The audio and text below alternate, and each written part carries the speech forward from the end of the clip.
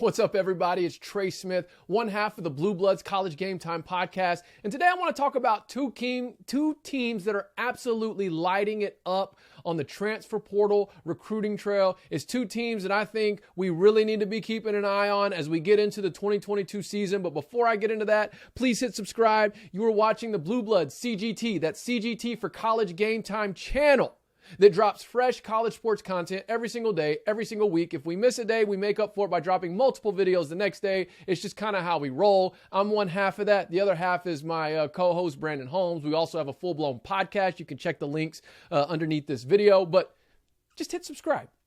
Okay, let's talk about these Arkansas Razorbacks. Sam Pittman is putting together a roster that could realistically compete for a national title. And it feels crazy saying that because those of you that have been tracking along, you know I'm a Razorback fan.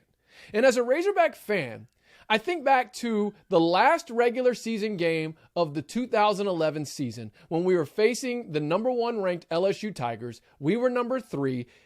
We win that game. Arkansas plays for a BCS national championship. The Hogs have not played in a game of that magnitude since. Sam Pittman now is building a roster that is giving me hope as a fan that in the next year or two, maybe 3, Arkansas will once again be playing in games of that magnitude. And you just look at what he's doing in the portal. Okay, they have a top 5 transfer portal class. You look at what the culture of the team, winning 9 games this past season, given where they were just a couple of seasons ago, people have to remember how significant and how much of a rebuild this Arkansas job really was. Okay, it's not like, for example, Ole Miss, where Lane Kiffin went. Yes, I know the Matt Luke years were tough. I know they had sanctions, all that. But in Hugh Freeze's era, they were winning the Sugar Bowl. They played in a couple of New Year's 6-day bowls. They had some sustainable success to build on, or I should say recent success. Arkansas didn't really have that until you go back to the Petrino years. Yeah, I know Brett Bielema went 8-5 and won a bowl game, but that was the peak. Then he started a downward spiral. Then the Morris era, I'm not even going to get into that. I'm just saying what he took over and what he's done in just 2 seasons, and now looking at what he's doing with the roster. Okay, this past weekend, he brings in Latavius Brennan, the safety from Georgia. He was a starter on that Georgia defense, or at least he started 11 of their 13 games. Okay, one of the greatest defenses in the history of college football. A starter is now on the Razorbacks. Okay, and that's added with 2 players from LSU. You've got Landon Jackson, the defensive end, and Dwight McLaughlin, the defensive back. You've got Drew Sanders, the former 5-star linebacker coming from Bama. So just out of those 4 players from Georgia, LSU, and Bama, that's how he's replenishing the team needs through the portal. Oh, and not to mention the former 5-star number 1 overall rated receiver in the country, Jaden Hazelwood, who's coming from OU. Then the weekend it doesn't stop there, because they now have the number 3 overall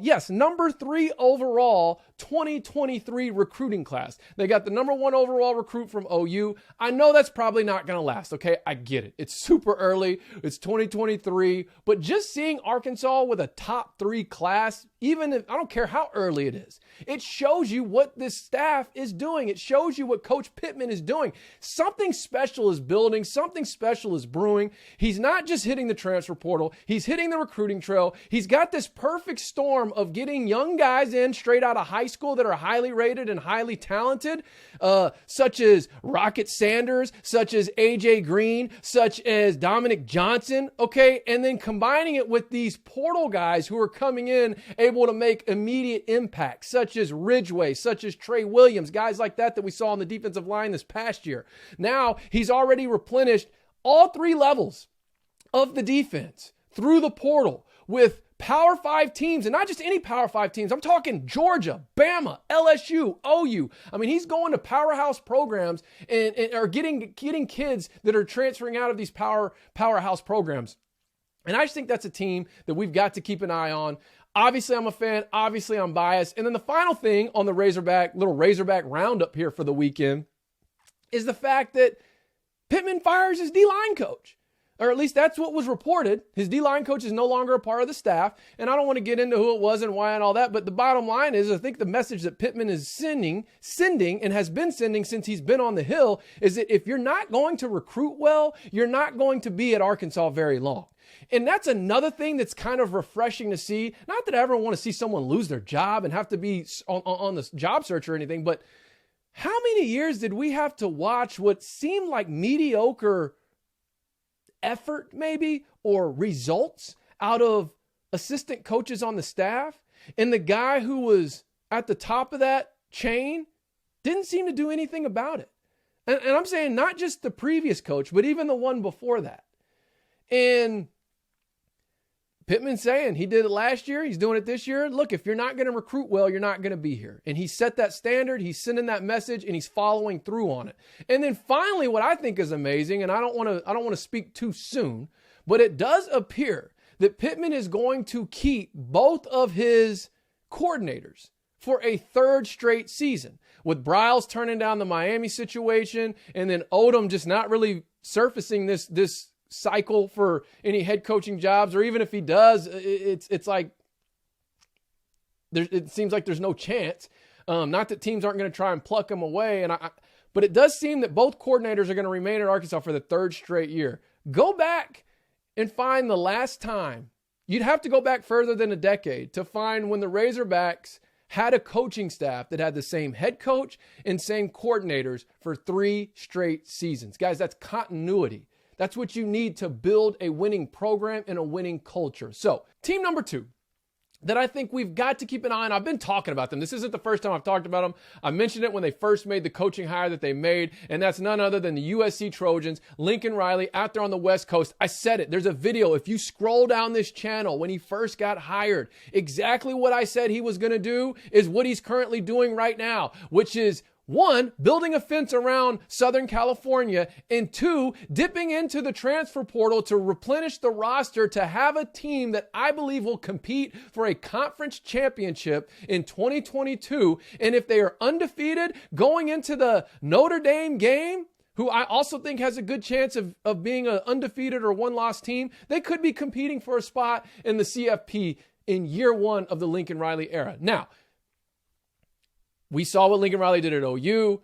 He had no problem getting into the CFP. It was once he got in, he never did anything. And so that's going to come down to his defense and a lot of other factors. But bottom line is, I've said from day one that he will be able to replicate in the Pac-12 with USC exactly what he did in the Big 12 at OU.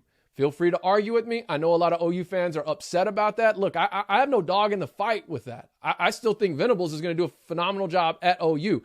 I'm just saying you can't take away from what Lincoln Riley is building and what I believe he's going to do at USC.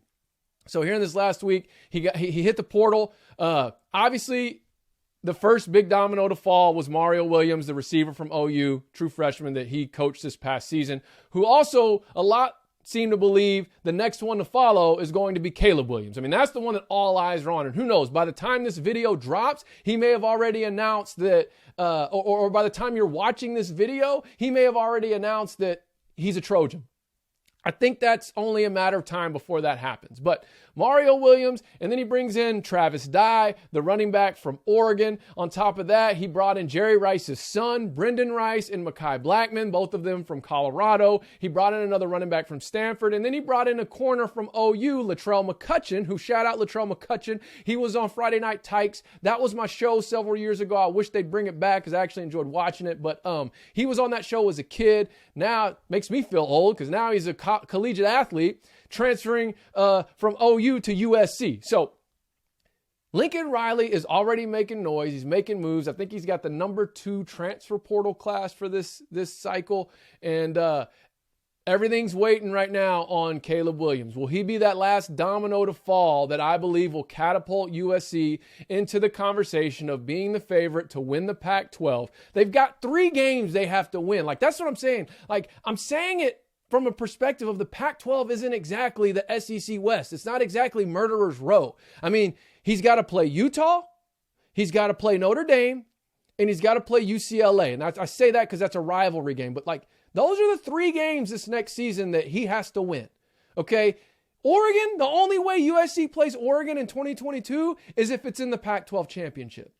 So that's the latest. That's the Trojan Roundup. Talked about the Hogs, talked about USC, what Sam Pittman and Lincoln Riley are doing at their respective programs. I think it's going to be great for college football. I think when a team like USC is really good, I think when a team like Arkansas is really good, it's just great for the game. The fan bases are really, really rabid. The fan bases are really, really committed. I'm a part of one of those fan bases, and it's just great for college football when you have those 2 teams, one of them in USC being a blue blood program. Like, when they're good and they're at the top and they're close to the top, it just makes for a great season, and I can't wait for 2022 to see how this thing plays out. Hey, that's all I got. Please hit subscribe.